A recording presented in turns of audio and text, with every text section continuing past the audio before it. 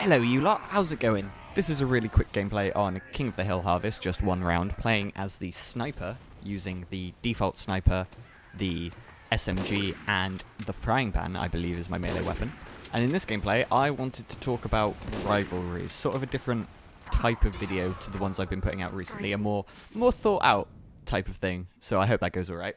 I hope that sits well with all of you guys. But the type of rivalries that I want to talk about today are the sort of rivalries that develop between you and one other player on the enemy team. Sort of like the example that Pokemon uses of rival, with Gary going around being a bit of a dick and you just trying to better him, or him trying to better you, whichever way you want to look at it.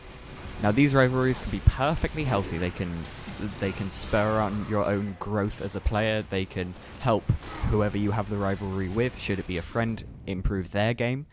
But there are times when rivalries can get a little bit over the top and not really allow either of you to grow, or there can also come a point during a rivalry where you stop growing simply because that is your only source of competition. And that's the main thing that I want to focus on today. Now the reason I want to speak about this is because during this gameplay I developed a rivalry against the red sniper, or one of the red snipers. It's Harvest, there are going to be multiple snipers, with one of the red snipers on the other team. So it turned into this little mini game within Team Fortress 2 where I was not happy, I didn't feel safe sniping until this other sniper was dead, because the second I let him live for more than 15 seconds to get back to his sniping spot, he would headshot me and I would be dead. This escalated further when, and I'm not sure whether it was just me or whether it was a combination of me, some spies, some scouts, he eventually decided to change himself to a scout, and from what I could see, was almost solely hunting me down. Because, you know, scouts on sniper, it's a relatively bad matchup for the sniper, and the sniper has to make an awful lot of changes to their gameplay to make sure that they are prepared to deal with the scout that's going to be bum rushing them at every possible opportunity. Now unfortunately the recording messed up a bit during the game where he had properly gone scout and I was able to do anything about it, but I do have some clips that I'm going to add onto the end of this video to show what I'm on about. But I did manage to fight back against him. I also had a fantastic medic during this game. I know, a medic healing a sniper, what's wrong with this? But I was sticking with him, I was protecting him from as many things as I could. He would stick near me, heal me, help me get out of the situation where a pyro is chasing me down, and that really, really helped. I can't overemphasize how great a good medic is. And I think this is a perfectly healthy rivalry to have developed within a game.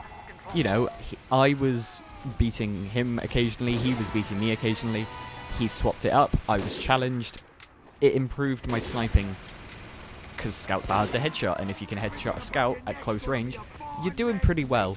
But the important thing here is that I was being challenged and I was learning from that challenge. I was learning little nuances about the scout-sniper matchup, and those will help me in my future gameplay when I'm playing as a sniper. But there does come a point where that ceases to be useful, and my example stems from when I was very, very much into playing fighting games, and I had what started off at least as a perfectly healthy rivalry with one of my friends, which very quickly developed into being unhealthy to the point where we had to stop playing the fighting games against each other. And this is because we went in with the mindset of winning over the mindset of learning. We weren't learning the characters and how they fight against each other. We were learning ourselves and how we fight against each other. Now this by itself is not a negative thing.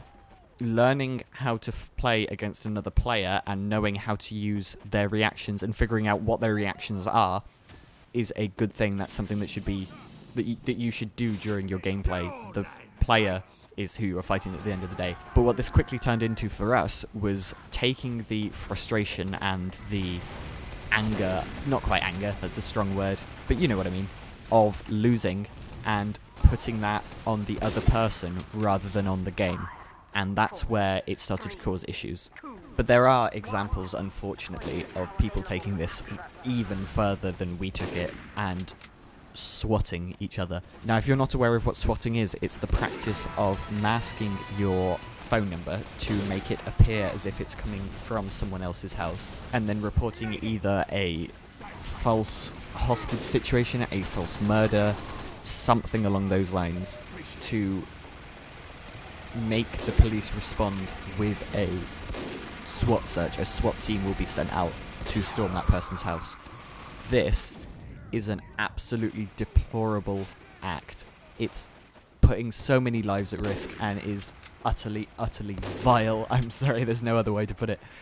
Now, this is obviously taking it too far, and I don't want this to be a moody video about you shouldn't do this and this is a nasty thing to do. So let's focus on the more positive aspects of a healthy rivalry, either with a gamer that you know, or whether it's with another gamer that you've met online, just in a random lobby type environment.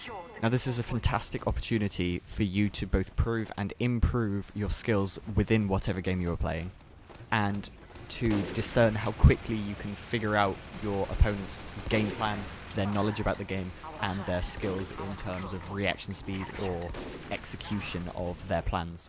For example, if I see a spy running up a staircase, I'm not going to chase them the first time that I see them do it, and I'm going to wait at the bottom of those stairs expecting a stair stab. Should this not happen, the next time I see that spy, or what I suspect to be that spy, running up a staircase, I'm going to chase him, feeling relatively safe in the knowledge that he isn't going to attempt to stair stab me, and I can catch up and hopefully get the kill on him. And I've learnt this because one of my friends, one of my very good friends, is a fantastic spy, and I will do whatever it takes to not give her the satisfaction of killing me. Another example would be if I'm playing as a scout and there's a heavy who's, distracted, he's firing at maybe another heavy medic combo, or just walking along, I will run up behind him, fire one meat shot into his back, and then instantly double jump over his head. Now this will confuse and disorient anyone, basically, as it's a very small target moving very quickly in an unpredictable pattern. However, there's always cases where I will run up behind a heavy, shoot him in the back for him to not realise, and it's that first encounter where you need to be able to recognise whether this heavy is paying attention or whether you're going to be able to get away with doing something like that. But the more and more you do these things, the more predictable you become, and the quicker and more confident your opponents are going to be at countering whatever it is that you're doing. Like if we look back at the spy example that I gave, after maybe 2 or 3 times of doing this, it's very simple for the spy to adapt by just using the very bottom of the staircase to stair stab you and get behind you, or to corner stab you if the stair is around the corner. You can quite easily adapt to that strategy. And the more you successfully use that strategy against the heavy, the more likely he is to become more aware of his surroundings and to pay more attention to where incoming damage is coming from, and very quickly turn around and decimate you with his minigun. And that's it for this video, guys, but let me know in the comments if you've had any negative or indeed positive rivalries. Who have you been playing with? What kind of skill did you develop and get out of this rivalry? And did you feel that it's made you better at what you've been doing, or has it negatively impacted your skill and you've gotten too predictable, or you're just used to, playing or against that one person? It doesn't even necessarily have to be 100% gaming. It could be sports, it can be, I know people who have it with artistry. There's a whole variety of things that this applies to. So thanks for watching, guys, and I'll catch you next time.